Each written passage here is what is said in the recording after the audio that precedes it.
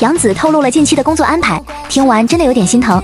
玉兰花开军再来杀青后，她还有不少后续工作需要完成，真正属于自己的假期可能要等到10月以后了。所以大家真的别急着催进组了。这2年，杨紫几乎一直处于高强度工作状态。从高原拍摄到辗转各地取景，再到玉兰花开军再来的紧张拍摄，不仅要投入角色，还要学习方言，适应不同环境，每一部作品都付出了很多心血和精力。作为演员，她始终认真对待每一个角色。作为观众，我们更希望她在忙碌之余，也能拥有属于自己的时间，好好休息，充充电。作品固然让人期待，但比起不停连轴转，健康和状态同样重要。希望忙完这一阶段后，杨紫能够享受一个真正轻松的假期，去做自己喜欢的事情，把这几年积攒的疲惫都放下来。那你的杀青计划就是在家里好好恢复元气是吗？